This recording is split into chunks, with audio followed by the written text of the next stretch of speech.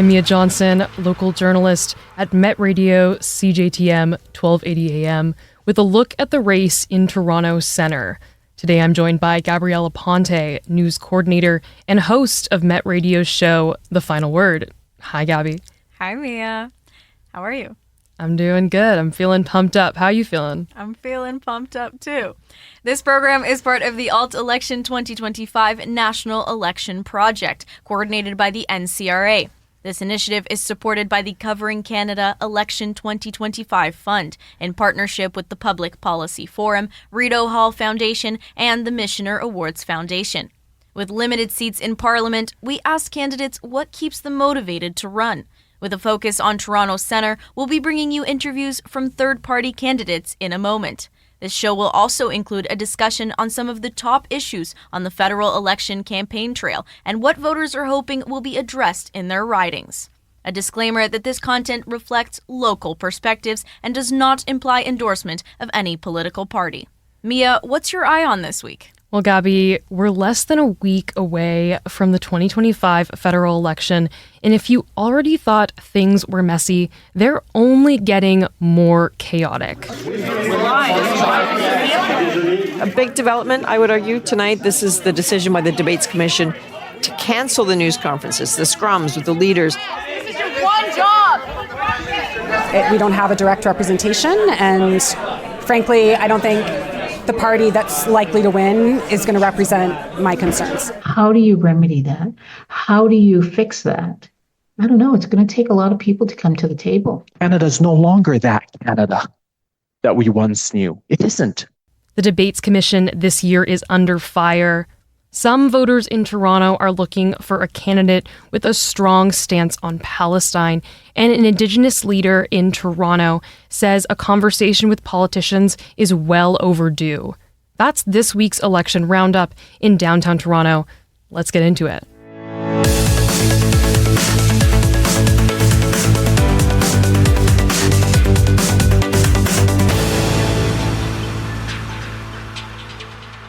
First up, let's discuss some of today's top stories on the federal election campaign trail. Kinza Zafar has the latest on this.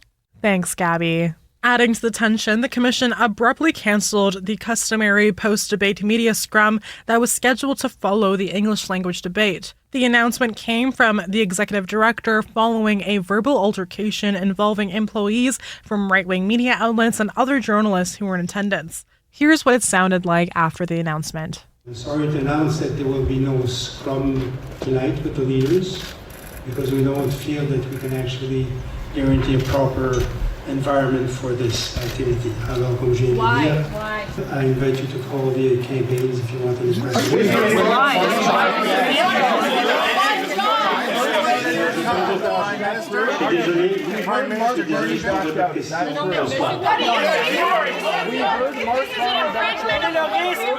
This is your one job!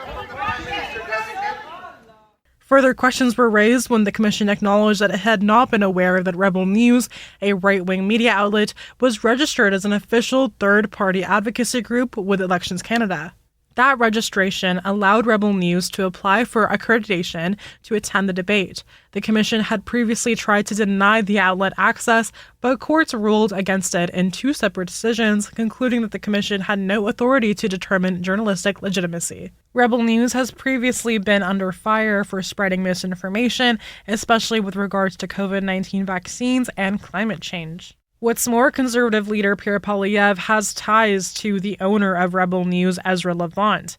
As CBC reports, there was much criticism for allowing these right-wing media activists to dominate the media scrum after the French debate. The commission then cancelled Thursday's post-debate Q&A, citing undefined security concerns. Major publications such as the Toronto Star, CBC, the Globe and Mail were limited to one reporter, while Rebel News was able to send 5 to the post-debate scrums.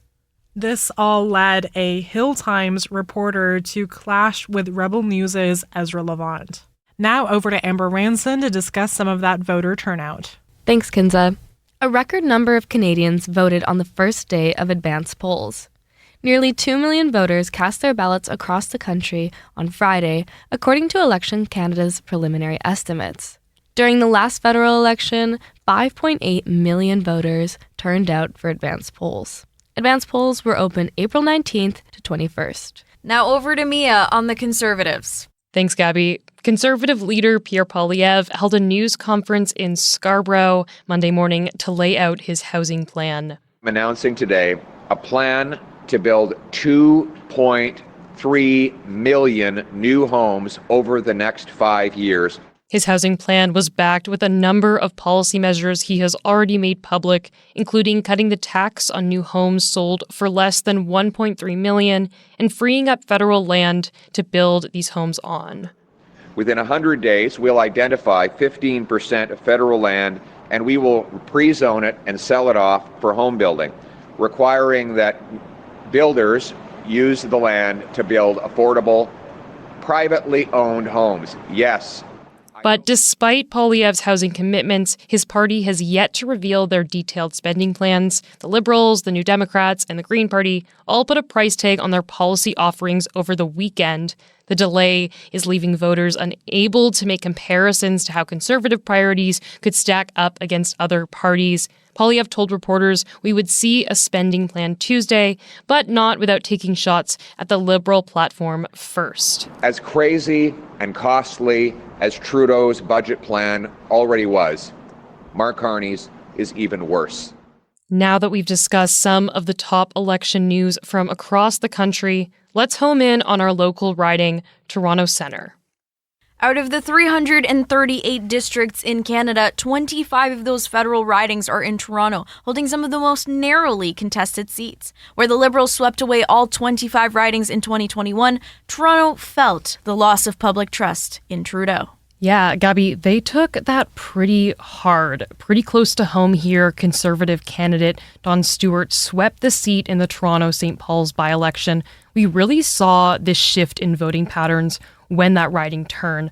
I spoke to a political science professor at the University of Toronto to give us some insight into who would hold Toronto's seats this election.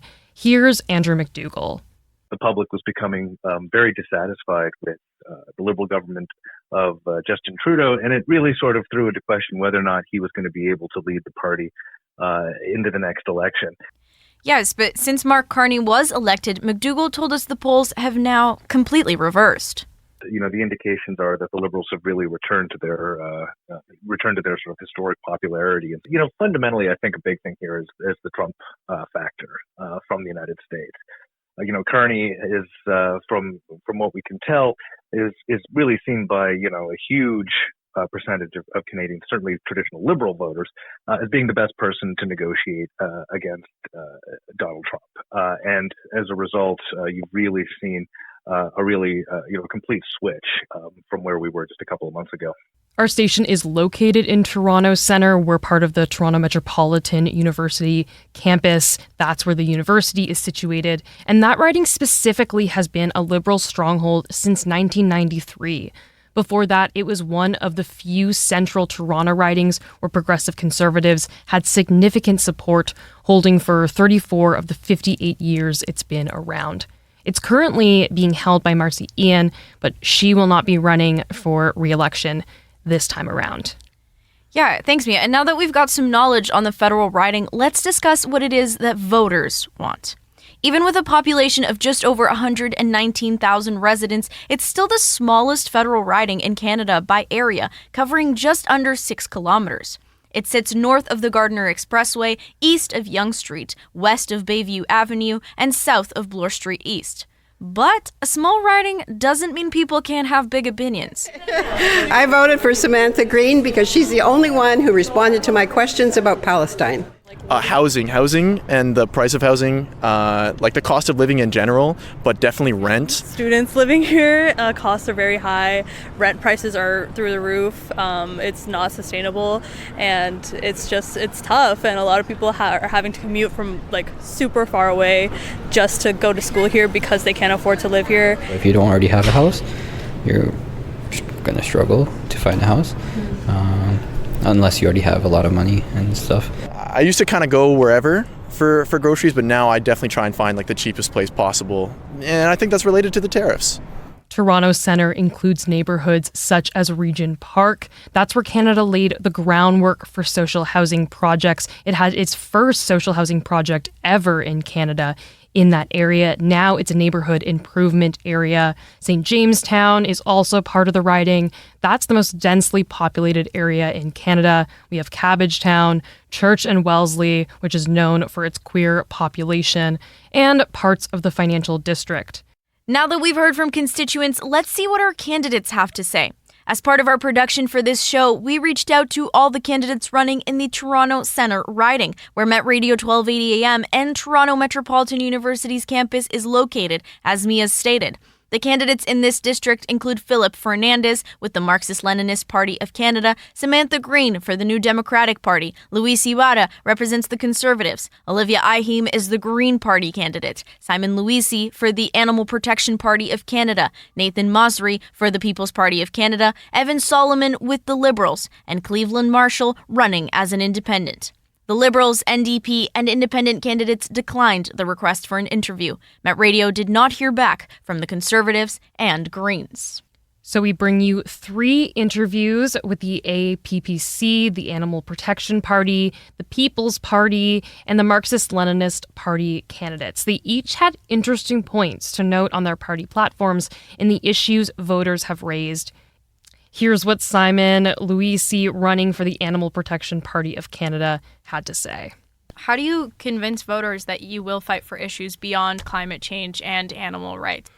Some people say that if you try to argue for the environment, you argue for what is the basis for every other issues. Without a healthy environment, what have you got, really?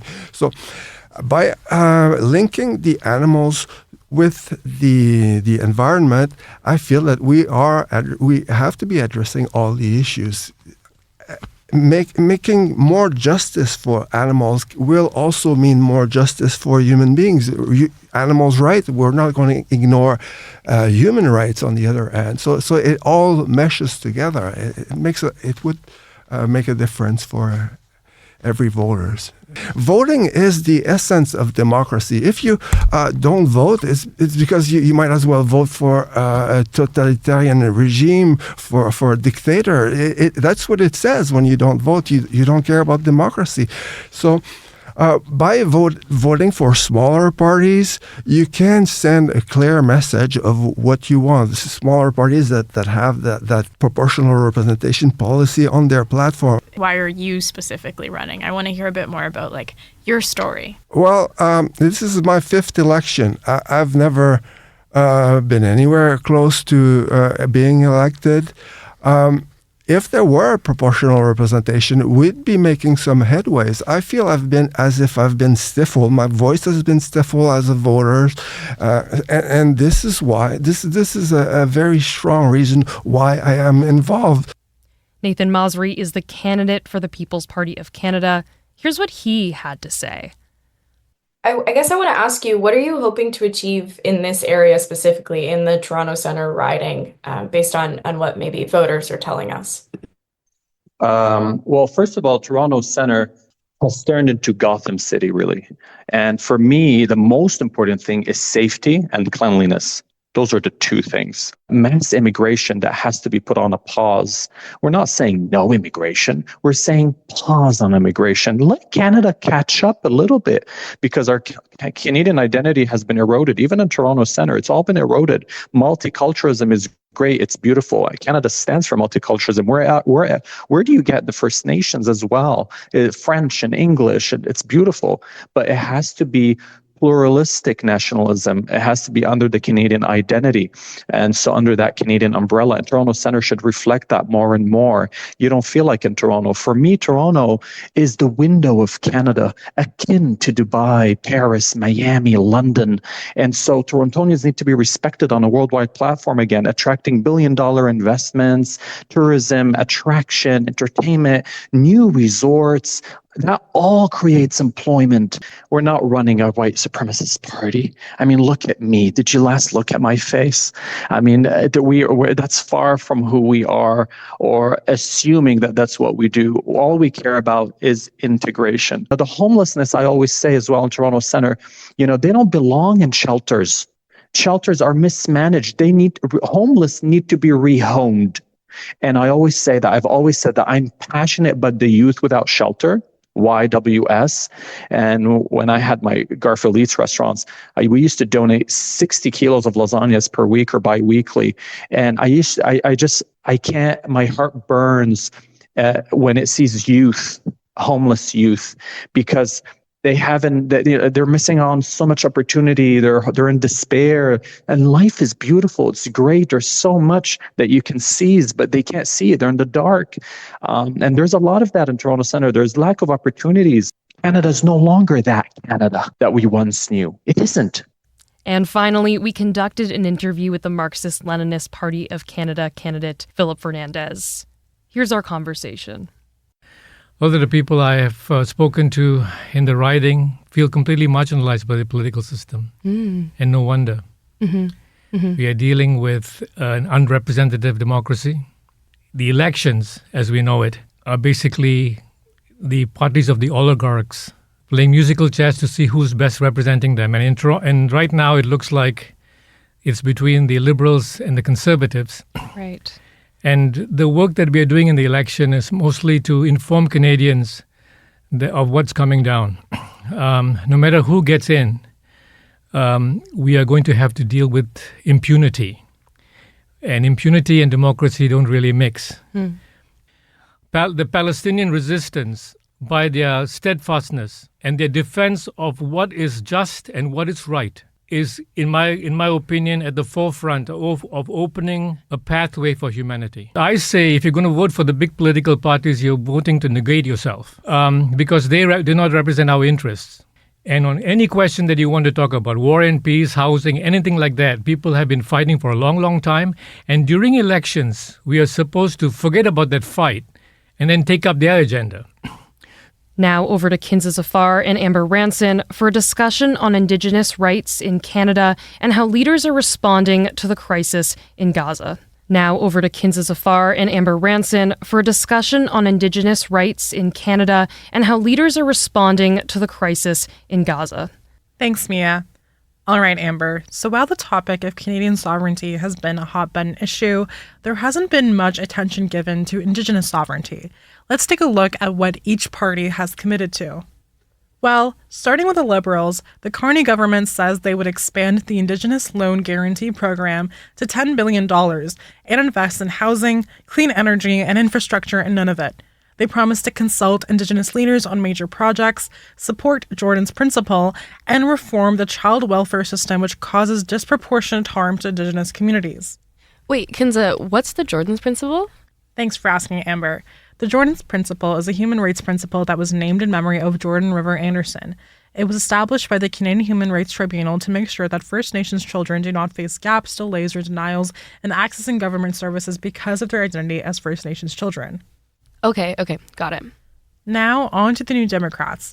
The party says that they would invest in northern housing, energy projects, and act on the Truth and Reconciliation recommendations laid out many years ago. They also support Jordan's Principle and co-developing child welfare reforms with Indigenous leaders. And finally, Amber, we have the Conservatives. They say that they would repeal the Impact Assessment Act, which requires respecting the rights of Indigenous people when assessing resource projects in hopes of speeding up such projects. The Conservatives are also pushing for a First Nations resource charge, which allows First Nations to directly collect tax revenues based on the use of their ancestral lands. They support Jordan's Principle and are also proposing a $47.8 billion child welfare reform deal. Okay, so it sounds like the leaders have some pretty different views on Indigenous sovereignty going into this election then, right? Yeah, I'd say so. And to get more insight on this topic, I caught up with Arlene Dodge, who is the executive director of Toronto's oldest Indigenous community organization. She discussed the importance of access to land and social resources for Indigenous communities, as well as the importance of just having a conversation with leaders. Here's what Arlene Dodge of the Native Canadian Centre of Toronto has to say about the federal candidates and their platforms on Indigenous rights. No, I just think that there's maybe not that real commitment to Indigenous issues. There's no conversation. No one has reached out to, like our organizations to say, let's have a sit down and a talking circle and, let's hash out some of these, what's on your wish list or what are your needs within the community. I really think that there is a deep history between Canadians and Indigenous peoples with respect to treaty rights. And I think, that really lays the foundation as to how our relationship was going to progress and how we would have a sharing of all resources. And that just doesn't seem to be how it's played out. Our people remain, high in homelessness, food insecurity. There is a high rate of poverty, violence. We are constantly, dealing with systemic racism issues, and the list just goes on and on. Mm-hmm. And there needs to be some consultation between us and the government to say, what are the issues? How can we help? Not so much as, here's some money, try and do what you can with it. No, there needs to be some real conversation as to how we can come together and, be a society that takes care of its own people, whether it's Indigenous or anyone else. Wow, that was really impactful. Yeah, I agree, Amber. And when I asked her what she wants to see from a leader, this is what she had to say. I think just to have a conversation, like what we're having right now, what do you see as a big issue for your community? Because right now it could be a different issue here than those that are on a First Nation. I was a counselor for my First Nation for a number of years, and those issues, while they can be the same, are a little different. Mm-hmm. But still, I think you need to have that discussion with those communities because it's going to be, I think each community is going to have their unique needs. Yeah, so that's what I would like to see. The candidates need to come and say, we acknowledge the treaties that were created before Canada, and let's have a discussion. Amber, why do you think it's so important to actually talk to the people that we elect to lead our country? Well, in short, having conversations are pretty much the foundation of democracy. So, Kinza, on the topic of Indigenous land rights, something else that's been on the mind of some Toronto voters is the war on Gaza. There's a genocide happening in Palestine, and everybody has to care about that. And if you don't care about that, then you don't really care about people, right? So you gotta vote for the one person who said that they would support Palestine. That was Lila Pine outside the TMU polling station in Toronto Centre. And here's another voter, Leslie Solomonian, at the Toronto St. Paul's meet and greet on April 15th. Palestine right now is existential for Palestinians, but is deeply representative of all of that. It's representative of what we say we care about as Canadians, whether or not we're willing to uphold international law, whether or not we're willing to be brave and push back against the U.S. in terms of their support for a genocidal state. Figuring out where leaders stand has been a constantly revolving task. Since October 7th of 2023, we've seen the Conservatives' pro-Israel position stay cemented, whereas the NDP's position has shifted, and the Liberals, now under Mark Carney, are still shifting. Still shifting? What's happening now with the Liberals? Well, we've seen how their stance has changed over the last 4 years. Currently, with Carney, the Liberals have pledged $100,000 in aid, a two-state solution, and encouragement for a ceasefire. However, Carney has recently come in the hot seat after giving mixed remarks on the matter. At the beginning of April, a heckler shouted out at a rally in Calgary, Mr. Carney, there's a genocide happening in Palestine. Thank you. Thank you, Diana. I'm aware, which is why we have an arms embargo. The next day, when asked to clarify, this is what he said. Are you conceding it's a genocide in Gaza? I didn't hear that. Actually, I didn't hear that word. You were there, I guess. And yeah, so it's noisy. There's you get if you're up there, you hear snippets of what people say. And I heard Gaza and that, and my point was I'm aware of the situation in Gaza. So you've kind of seen him flip-flopping on the subject. Yeah, exactly. And this kind of put him under fire again at the English leader debate on Thursday, when NDP leader Jagmeet Singh asked for Carney to clarify his statement and to quote-unquote, call it what it is. People in Israel and in Palestine deserve to live in peace and security. And Mr. Carney, to date, you've not acknowledged that what's going on in Gaza is now clearly become a genocide. It's important to call things out as they are, and you've not done that. As of right now, the federal NDP plan urges Canada to take immediate action to end the violence in Gaza. Singh has endorsed the Vote Palestine campaign, which pushes to impose a two-way arms embargo on Israel, recognition of the state of Palestine, to end Canadian involvement in Israeli settlements, to address anti-Palestinian racism, and to fund relief in Gaza. And what about the Conservatives, Amber? Well, lastly, we have Polievre, who's displayed unwavering support of Israel and condemned the pro-Palestinian protests that erupted after October 7th. We need to get back to the Canadian tradition, which is that when people come to this country, they leave foreign conflicts behind. The rampaging riots targeting Jewish communities is utterly unacceptable, and it points to the growing chaos that we see on our streets. But some of Polievre's remarks seem to echo Trump's attitudes towards pro-Palestinian protesters. Earlier this year, while speaking at a Holocaust memorial, Polievre said that they must deport any temporary resident who is here on a permit or visa that is carrying out hate crimes, though it's unclear if he's including pro-Palestinian protesters in this. In any case, it's going to be really interesting to see how this may influence the election. Thanks for that discussion, Amber and Kinza. This episode was produced at MetRadio CJTM 1280 AM in Toronto. Original reporting done by myself, Amber Ranson, and Kinza Zafar.